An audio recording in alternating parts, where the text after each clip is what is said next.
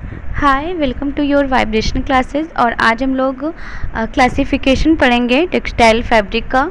और इसमें जैसा कि हमको पता ही है कि जो आपका फैब्रिक होता है वो दो वर्ग में बांटा गया है। एक आपका प्राकृतिक होता है और दूसरा कृत्रिम होता है।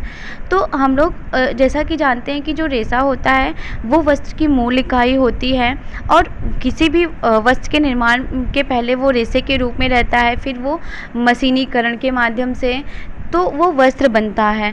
तो सबसे पहले हम रेशे का अध्ययन करते हैं कि जो रेशा है, क्योंकि जो वस्त्र की गुणवत्ता होती है, जो वस्त्र का टिकाऊपन होता है, वो रेशे की गुणवत्ता और रेशे के टिकाऊपन पे ही डिपेंड करती है। तो किस प्रकार का रेशा है, कैसा रेशा है, वो कृत्रिम है, मैन मेड है कि नेचुरल है। नेचुरल है तो वो कौन कौन से उसमें गुण होते हैं, कौन कौन से अवगुण होते हैं, तो ये सारी चीज़ें रेशे के अंतर्गत अध्ययन की जाती हैं। तो जैसा कि आपको पता है कि प्राचीन समय के लोग क्या थे कि नहीं अवेयर थे। अवेयर इन द सेंस कि उन्हें पता नहीं था, लेकिन धीरे धीरे जैसे डेवलप हुआ वैसे उन्होंने कृत्रिम रेशों का निर्माण किया, उन्होंने प्राकृतिक रेशों को अच्छे से यूज करना सीखा। तो ये सारी चीज़ें हो गई। अब हम यहाँ पे देखेंगे क्लासिफिकेशन देखेंगे। जैसे कि मैंने आपको बताया कि नेचुरल फैब्रिक होता है, आर्टिफिशियल होता है, आपके केमिकल होते हैं, विशिष्ट रेशे होते हैं।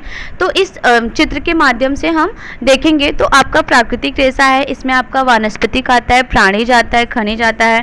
वानस्पतिक में आपका क्या आते हैं, बीज वाले रेशे आते हैं। ये चार्ट आप ध्यान से देख लीजिए, आपको बताने की ज़रूरत नहीं है, आप आसानी से इसे समझ लेंगे। अब हम यहाँ पे देखेंगे कि प्राकृतिक रेशे कौन कौन से होते हैं। तो प्राकृतिक रेशे में भी जैसा कि हमने पढ़ा कि बीज वाले रेशे होते हैं, तने वाले रेशे होते हैं और पत्ते वाले रेशे होते हैं। तो बीज वाले रेशे आपके कपास और कापोक होते हैं। तने वाले में आपका लिनन होता है, जूट होता है, हेम्प होता है, रेमी होता है, सन होता है, कोयार होता है, मनीला होता है। और पत्ते वाले में आपका पीना और सीसल आता है। ये पत्ते वाला रेशा का क्वेश्चन शायद पूछा था एग्जाम में आपके यूजीसी नेट में, किसी ईयर पूछा था, मुझे ईयर याद अच्छे से नहीं है। फिर आपका प्राणी जो जानते हो, तो आपको पता है कि आपके प्राणी जो जानते हो दो होते हैं, एक आपका ऊन होता है और एक आपका रेशम होता है। फिर आपका खनिज रेशे आते हैं। तो आप खनिज रेशों के बारे में जानते होंगे कि जो सोने चांदी को पिघला कर, जैसे आपने देखा होगा लहंगा वगैरह देखा होगा, साड़ी वगैरह में जरी वगैरह का काम जो आपने देखा होगा, गोटे वगैरह पे, इन्हीं के माध्यम से क्या किया जाता है कि डिज़ाइन बनाया जाता है।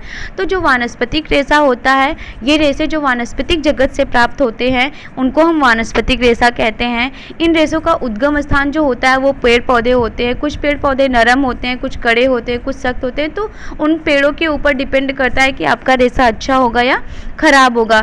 तो जो आपका मुख्यतः क्या होता है कि जो आपके वानस्पतिक रेशे होते हैं, जो हमने देखा कि बीज वाले, तो यहाँ पे एक चार्ट मैं आपको दिखा रही हूँ जिसमें क्लासिफाई किया गया है। वैसे ये मैंने आपको बता दिया, लेकिन एक बार फिर आप देख लीजिए कि जो बीज वाले रेशे हैं वो कपास कापोक है, तने वाले रेशे जिलिनन, जूट, हेम्प, रेमी, सन, कोयार, मनीला है, और पत्ते वाले रेशे पीना, सीसल है। तो यहाँ पे जैसे ये आपने चार्ट देखा। अब आगे स्टूडेंट्स मैं इसी को कंटिन्यू करूँगी, एक एक करके मैं इन सारे जो आपके रेशे हैं उनके बारे में बताती जाऊंगी। एक बार मैं ऐसे इसे ब्रीफली बता दूंगी, उसके बाद एक एक, जैसे आपके कपास को डिटेल में पढ़ेंगे, आपके लिनन को डिटेल में पढ़ेंगे, तो आपको समझने में आसानी होगी। अगर आपको वीडियो अच्छा लगा तो प्लीज़ आप अपने फीडबैक मुझे दीजिएगा, मैं और अच्छा करने की कोशिश